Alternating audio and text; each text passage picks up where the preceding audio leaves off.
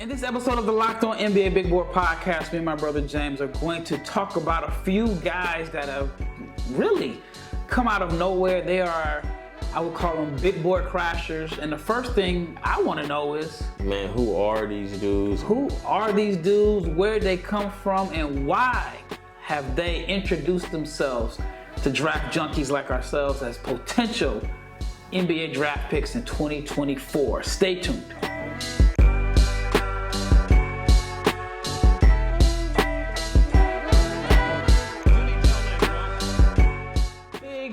Big shout out to each and every person that has made the Locked On NBA Big Board Podcast your first listen of the day. And if you are an everydayer, then you know that I'm Rafael Barlowe, the Director of Scouting for NBA Big Board. And you know this to my left, which might be right on YouTube, but to my left is my brother James Barlowe, who has been a great addition to the NBA Big Board family. He's got some wild take.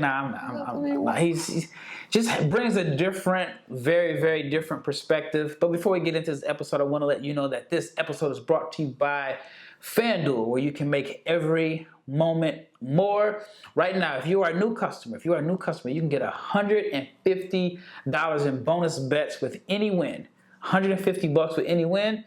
All you have to do is a $5 money line bet. That is $150 if your team wins. So visit fanduel.com/lockedon to get started. Also, if you're not subscribed to the YouTube channel, I don't know what you're waiting on, but you got to subscribe to the YouTube channel. Like, share, comment. That is the way for us to grow the channel.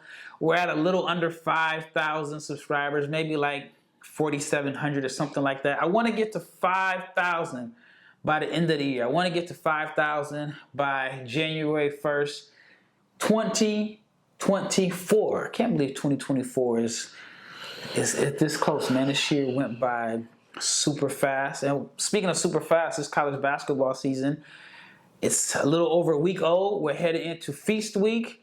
And this is, it's still early, but there are always guys around this time that kind of make a name for themselves and basically crash big boards and mock drafts. I remember a couple years ago it was Tari Eason. Last year was Taylor Hendricks. And in this episode, we're going to talk about three guys, maybe four if we have enough time, three guys that have come out of nowhere and, in my opinion, have definitely solidified themselves as guys that we need to pay attention to the rest of the season. All right, I've done enough talking. James. Yeah. Let's talk about Carlton Carrington. Player. From Pitt. You like him? Yes, he's a player. Tell me your thoughts on Mr. Carrington. Man, high release, right? About 6'4", 6'5". Big guard. Big guard, right? I think he's a very, very, very good passer, too. Mm-hmm. He's averaging, 7 assists per game? Something crazy like that? Yep, 18 points, 5.5 rebounds, 6.3 assists per game. But here's the kicker. 54.8% from the floor, 51%. It's really 52. It's 51.9 to be exact. From three, shooting 80% from the foul line. But not only is he scoring, he's taking care of the ball, 25 assists and 5 turnovers, which is very, very good for a freshman. Yes. It's good for a senior, but he was ready for college basketball. Yeah, and let me describe this game. First of all, off the dribble pull-up jumper is cash. He's making a ridiculous amount of jumpers off the dribble, threes off the dribble, mid-range jumpers off the dribble. And you know what? I'm buying him as don't want to say point guard. I'm buying him in pick and roll. How about that? Definitely. That's for fair. sure. He showed that he makes good decisions out of ball screens. He makes live dribble passes. He can hit the roll man. He is very good at kicking out and finding the shooters. So I can see that. In my notes, I have he has good size at 6'5". I love his pace, plays with great pace. He's never in a hurry. I like guys that are never in a hurry. They play at their own speed. You can't speed them up. So that's something that I really like. He can get to his pull-up. I think part of the reason why he's so good at getting to his pull-up is because he plays with great pace. Right. So it's never like I'm trying to get downhill. It's like I'm catching this big backing up, and then I'm going to pull up real quick. Yep. And then he can shoot on the move. He can Yes. play on or off the ball. He is at the minimum a ball mover. So even if you play him next to another guard, a point guard, he can be a ball mover. He uses his handle to create a space to get to his jumper. That's what I like. The fact it's part of his pace, but he mixes you up. He has defenders kind of on their toes a little bit, and he gets to his sweet spots where he can shoot the pull-up jumper. Is there anything else that I missed that you saw in his game that you like? Yeah, it's again like the passing. You mentioned it, but like I think he's more than a ball mover. Like I've seen him hit skip passes. I'm saying like if you play him in a role at the 2, he can also be that ball mover. Yes, but I think if you play him at the 2, his if he's gonna spend a lot of time obviously spotting up, but I think he'll spend equal to as much time in pick and roll too. So that's what I mean by like, yeah, he'll swing, but you put him in pick and roll. I've seen him jam a guy in pick and roll and take a 2-dribble pull up to get out of that. I've seen him drag the pick and roll, drag the handoff off that pistol action and hit a corner skip. And like just thinking about all the guys that I've watched thus far who are projected to be drafted, I only think maybe 3 or 4 of them have made that particular read or even see that particular read. Is it Stephon Castle and Isaiah Collier? Nah, I don't even know. Collier been throwing some bullet passes in 4 feet away from guys. Yeah. But no, I want to say, and dang, I hate to bring it up, but Elliot Cadeau can make that pass. I believe Stephon Castle can make that pass. And I believe Bub can make that pass. But also, a guy we're going to talk about soon, Malik Mack can make that pass too. But no, Bub, I like him a lot. Again, my issues right now he's not a great athlete in a sense that he's not going to generate a lot of paint touches for himself.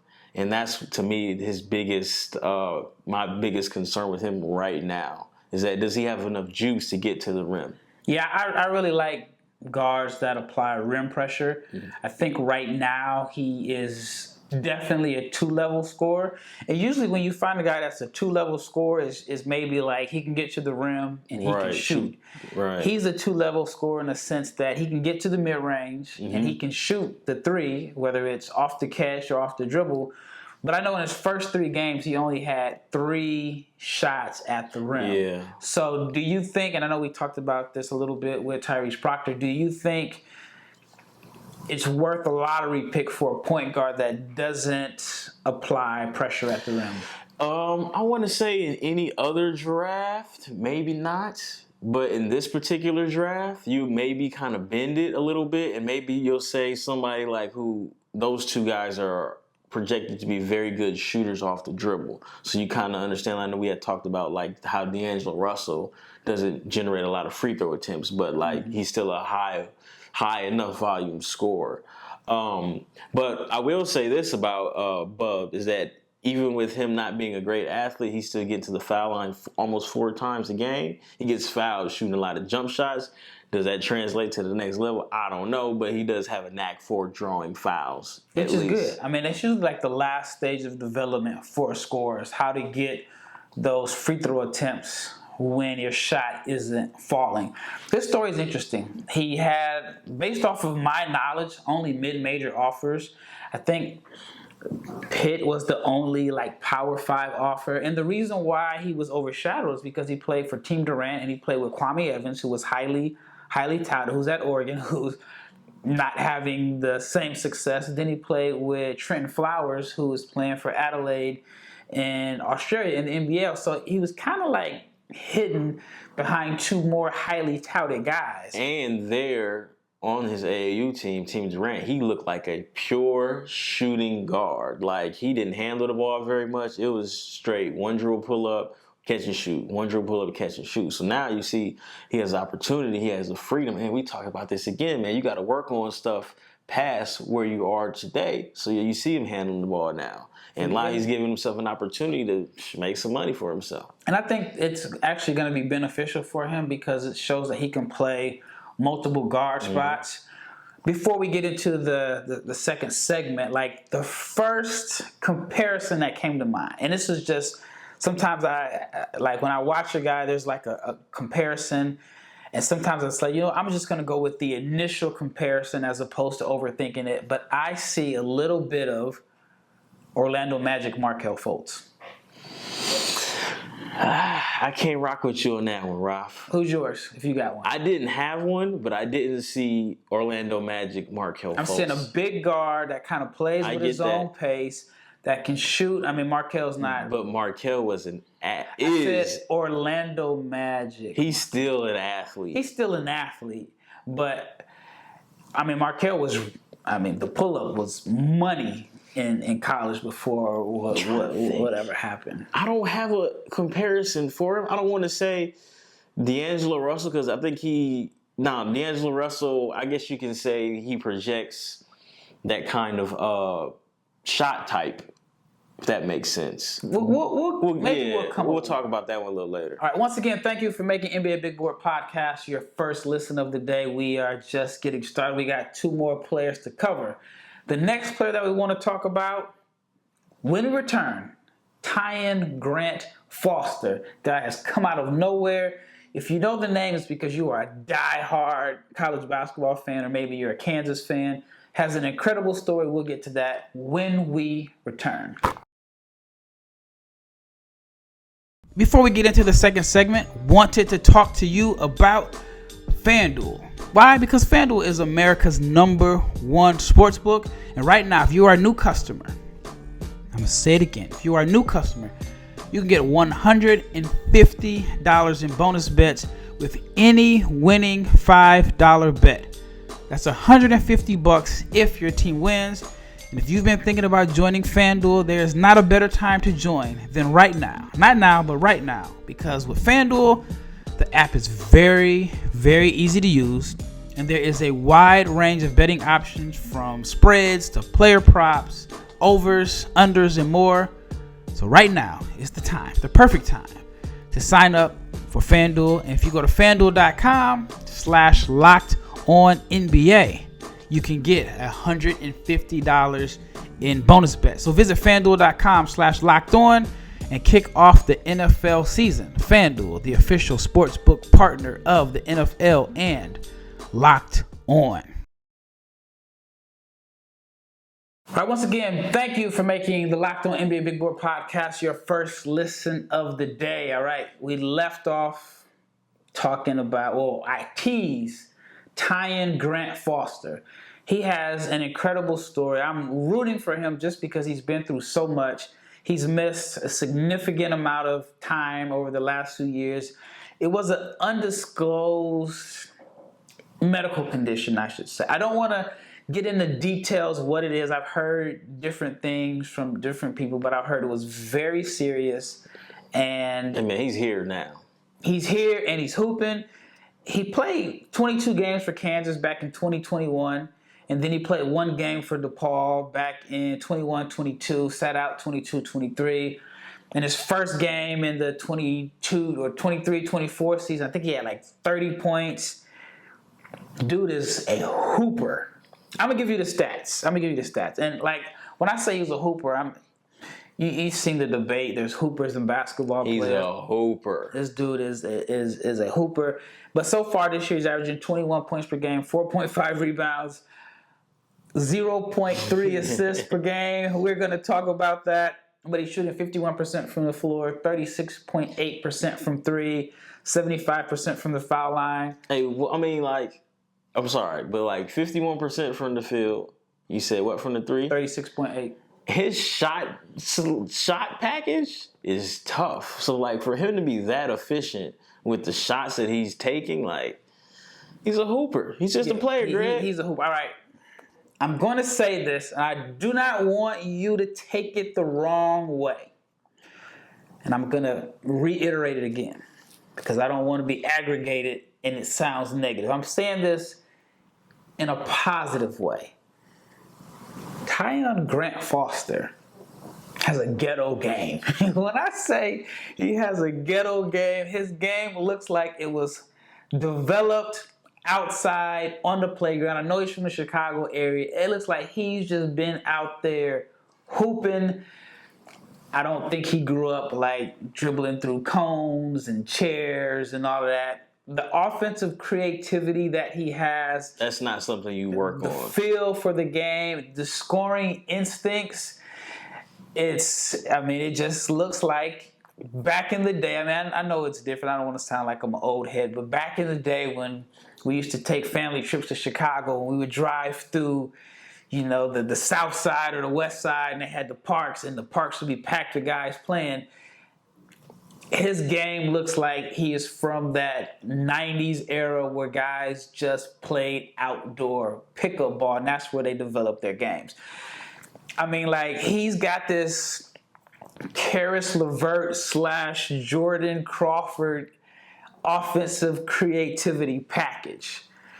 And, like, before I go on, like, what is your initial thoughts on Grant Foster? He is 100% of the family tree of Karis LeVert, Jordan Crawford. Just get that man the ball, give him a screen, and he's about to make something happen, make something shake. I like his game a lot. He's 6'7", and guys that are 6'7" don't normally move like that. He moves like and has 6'3". The body control. I wouldn't even say 6'3". He has the body control of a 5'10", 5'11" guard. Like I said, body control is the best way to describe his game. But yeah, it's just... Or his athleticism, or how he moves. He's long, he's athletic, and he can handle. Like those... I mean, who else are we talking about in this draft?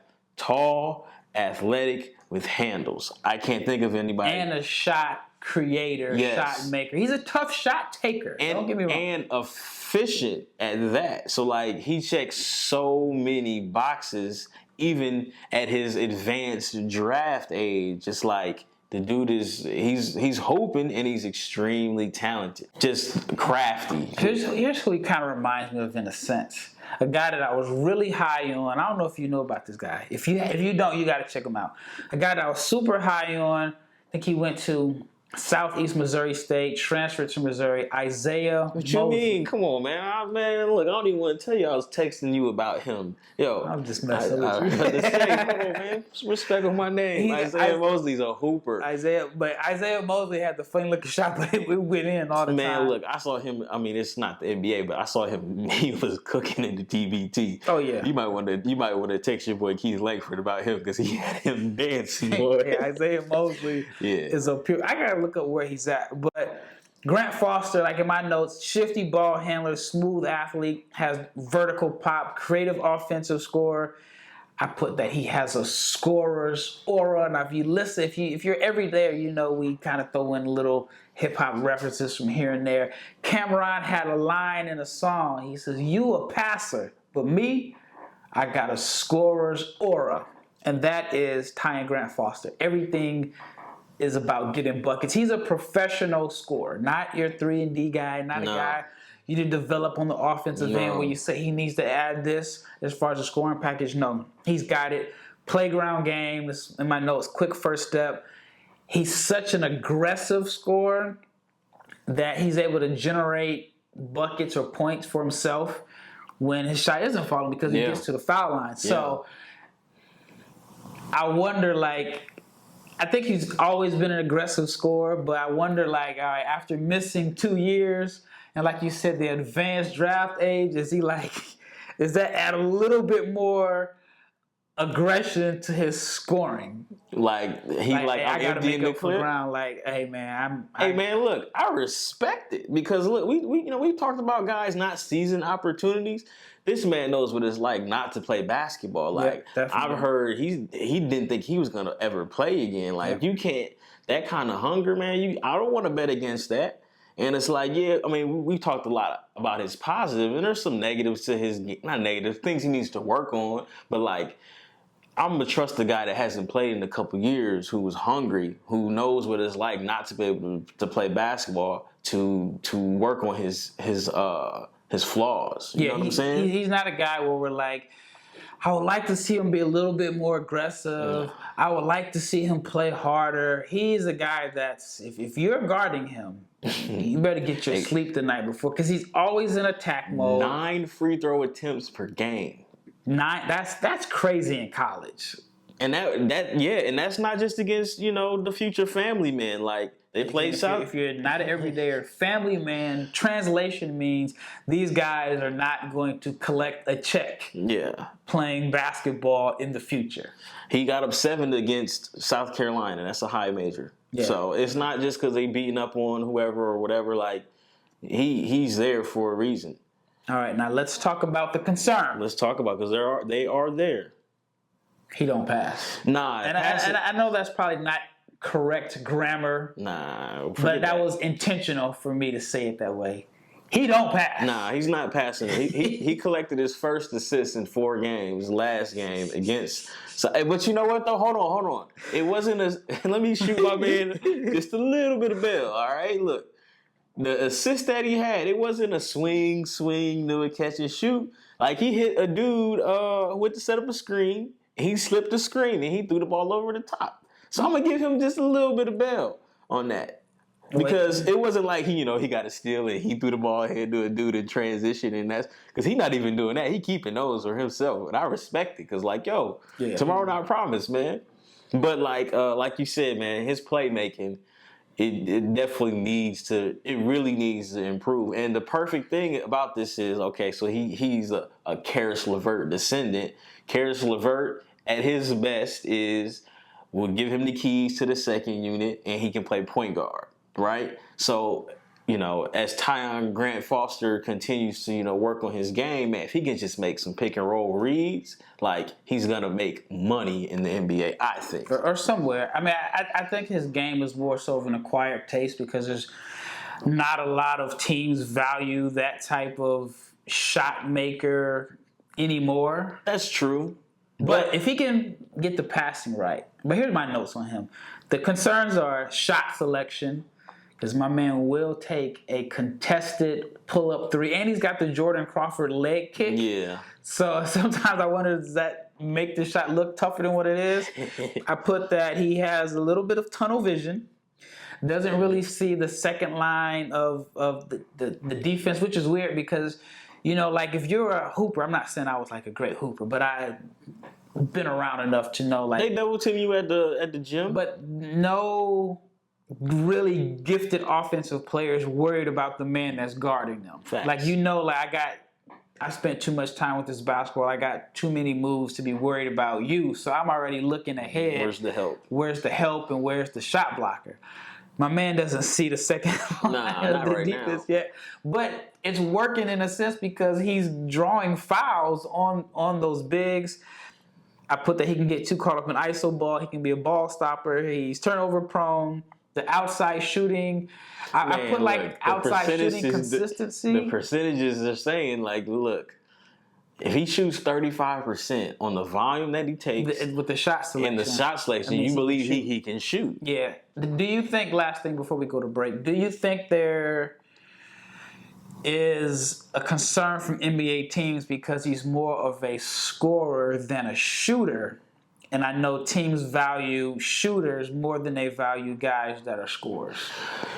See, I think it shifts, right? So, if you look at in Brooklyn, off the bench last year they had Cam Thomas. Now he's so undeniable now that you just got to start him and let him get his rocks off. He's a scorer. He's a scorer. But he's a shooter. Right. First. Well, I don't know. But you can almost say the same thing about... Well, maybe we'll be able to say the same thing at the end of the year about Tyon Grant Foster because he shoots at a high clip. Okay, so even now in this year, Lonnie Walker, they give him the keys to the second unit and they say, hey, man, you go be great. You go score buckets. They miss him now and, that's a whole other story. But, Jordan Poole, they said go get buckets. And they gave him some structure to it. Mm-hmm. But at the same time, it's like, yo, man, go be a bucket. So it's like... Some teams kind of shy away from it. Some teams want you to kind of run an offense. I think you just got to do what's best for you. I can't think of a team off the top of my head right now that just kind of needs bench scoring. But if he is an efficient volume scoring bucket with his athleticism and he stops turning down some of these catch and shoot threes. I had that in my notes. I don't see why he doesn't get an opportunity to be a second unit bucket getter. Because ultimately, the game is about buckets. And we can't You know, It's supposed to be, but there's guys like Jordan Crawford that will give everybody in the NBA. Jordan Crawford is the Jahlil Okafor of his era. He was just born too early. I don't think it has. I don't think. I think so. I think a little bit, but I just think that. I mean, you heard the podcast. He was like calling plays to get his. Yeah, I get it, but at the same time, like you saw like the obvious, the talent was there, and that was at a time where he needed a coach to let him go. Yeah. Let him go. All right, when we return, we got one more player that we want to discuss, and it is a guy at an Ivy League school. How often do you talk about a guy at an Ivy League school that is creating or generating draft buzz? Stay tuned to hear our thoughts on Harvard's Malik Mack. Before we get into the last segment, I want to discuss Prize Picks. Why? Because Prize Picks is daily fantasy made easy. It is the easiest and the most exciting way to play daily fantasy sports.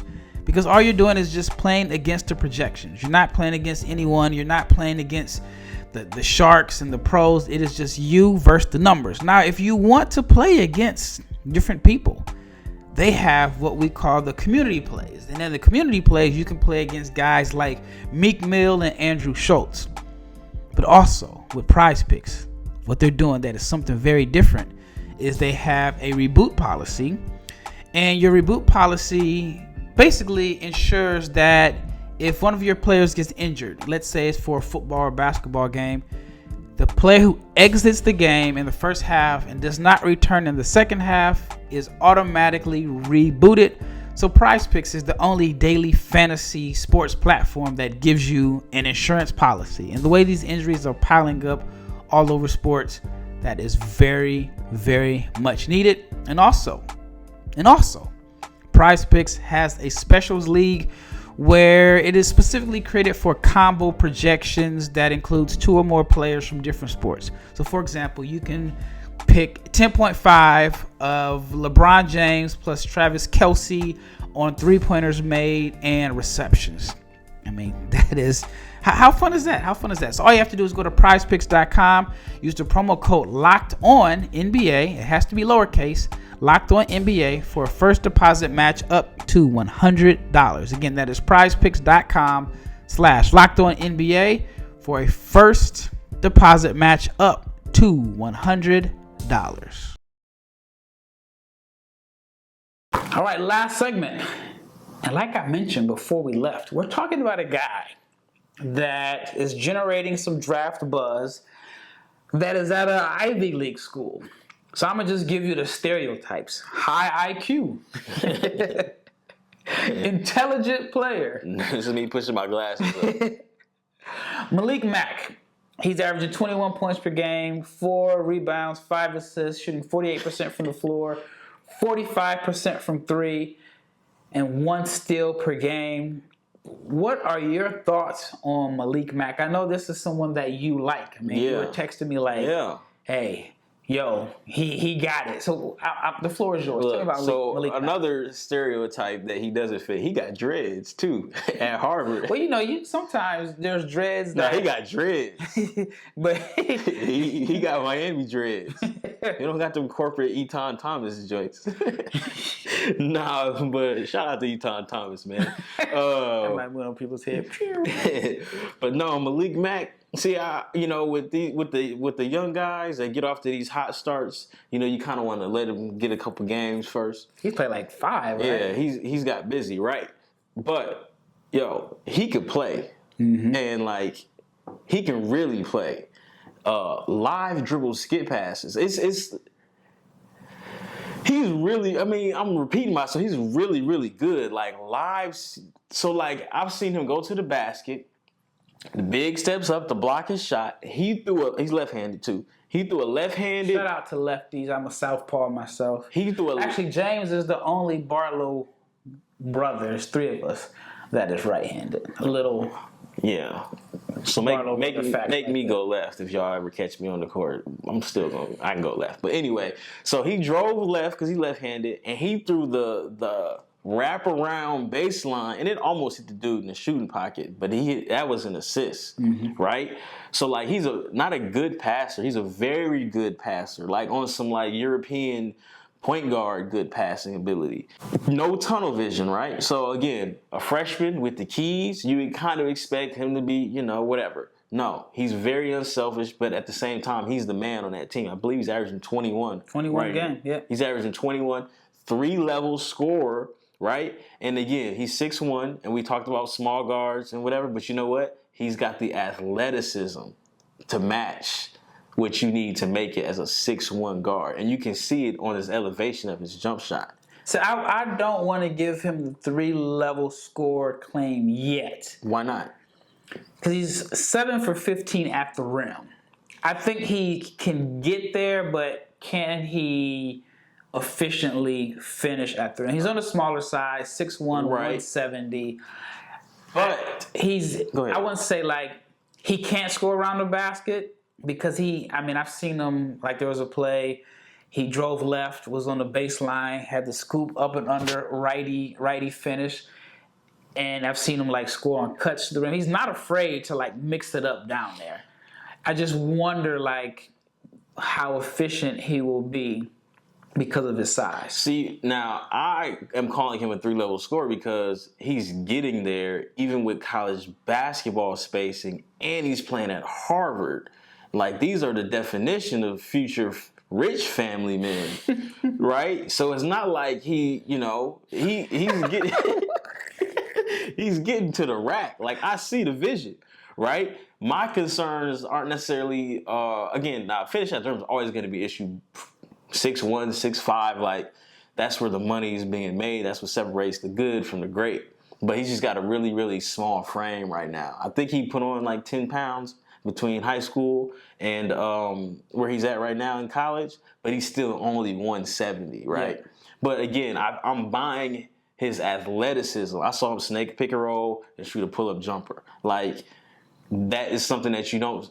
If we were talking about with some of these higher name guys, the household name guys that have been on draft boards, he's doing exactly what they are doing, and he's doing it very efficiently. I got that written down. He's doing it better than a lot of the guys that were more highly talented. Keep this: 45% shooting off the dribble jumpers this year.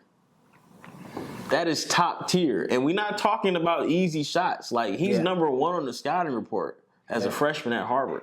Right? UMass. We call UMass Power 5. I don't know conference there anymore. But they were always A10. Okay, so that Power 5. They didn't. Let's just say that was the best competition that he's played, and he had 32 against them. So it's like, I'm buying it, and I'm really buying it if he keeps it up. Mm-hmm. Because again, you can catch a couple people off guard the first 4 or 5 games of the season, but like, I need to check their schedule, see if they have any high majors on their schedule. But I'm buying his talent. Like, again, I saw him pop up on my Twitter feed, and I was like, let me see what he's doing. Let me see, because he's at Harvard. He got loose because he's a freshman. Nah, man, the film checks out. Yeah, he was a 3-star recruit, but he actually turned down offers from Ole Miss, so he had some offers. Do you think Ole Miss was going to let him be great? Because I remember reading that Chris Beard lets guys get loose. He said that his relationship with Coach Amaker was like, dude was telling him the truth. Like, look, this, that, and the other. Maybe he looked at the depth chart at Ole Miss and was like, I might have to split minutes. Whereas if I go to Harvard, like, they're going to let me rock out for sure. Because like you said, we talk about rich future family men here. So you're going to get the keys, the garage door opener, all of that stuff. Well, we talk about high IQ, and sometimes I think a high IQ player knows the right situation for him. I think there's quite a few guys that was their mistake. They did not pick the right situation. And for Malik Mack, he picked the right situation. And the right situation is so far, it's still early, but it's like 5 games. He's at Harvard, right situation. He has the keys. He's averaging 21 points per game. My thoughts were he's a good shooter off the catch. He can shoot off the move. He is crafty. Like, I saw one play where he was in transition and he Euro stepped around the guy, finished. Lefty, like we mentioned, I like the pace. Shot maker off the dribble, good pull-up shooter, as James mentioned. Can shoot the three. I seen him like cut back door. I seen him like get an offensive rebound. And he has 25 assists and only 10 turnovers so far. And just let me see if I can pull up his usage. Because, again, the ball is in his hands a lot. So for him to not turn the ball over at that with that high usage, like you have as a freshman, I don't care where you're at, man. Like, you doing it. So let me see. His usage right now is at 30%. The ball is always in his hands. Now, who did he play with in high school, or at least on the AAU circuit, that overshadowed him? I feel like he played with, it was Deshaun Harris-Smith at Maryland. He played Team Takeover. Yeah. I mean, that's a powerhouse that is known for producing high-level talent. Well, that wraps up this episode. We talked about 3 dudes that have come out of nowhere who have positioned themselves to be on different draft boards. And, I mean, NBA scouts are going to be taking trips to Pitt, Grand Canyon, I think that's Phoenix. I knew it was in Arizona. I was about to say, is it in Phoenix or is it up north or in Flagstaff? Which, I mean, Phoenix is not a bad destination. Well, they're usually probably flying into Phoenix to go to Tucson. Nah, they stay in now Phoenix. They're going to be in Phoenix, and I know NBA scouts have not been attending games in Harvard. He might be the first player in Harvard history drafted. And drafted from Harvard. Hey, man, you know what, though? I wonder if I know his phone line is blowing up, and they getting all the bells and whistles saying, hey, man, we got this NIL money. You know what I'm saying? You can be the man here. Like, I just know that's happening right now for Malik Mack. Portal calls are starting to warm up because there are a few guys that they'll tell you that they were lied to get there. Sometimes people just have to be honest. Maybe they, it's not always the coaches, but sometimes coaches do what coaches do. Yeah. I mean, they recruit. They're trying to load their team up with the most talent, and sometimes players think that because the coach is telling them, from a bigger school, we want you to come there. They don't understand that you're supposed to go there to play a role, not be given the keys. Man. That's a whole different subject that we can touch on. Once again, different subject. Thank you for making the Locked On NBA Big Board podcast your first listen of the day. And also check out Locked On Sports Today, 24/7. The first 24/7 streaming channel. And when I say 24/7, I mean 24 hours a day, 7 days a week. Locked On Sports Today is streaming on YouTube, first of its kind. So big shout out to David Locke and the staff at Locked On. So all the local experts and the national shows on the Locked On Network are also on Locked On Sports Today. Once again, it's Rafael Barlowe with my brother James, and we are out. Hey, do you think that he was taking pictures on his visit with Tommy Emmerich with his back to him like the boys we knew? Hey, whatever they needed to get him to sign on that dotted They line. put a gold chain on him?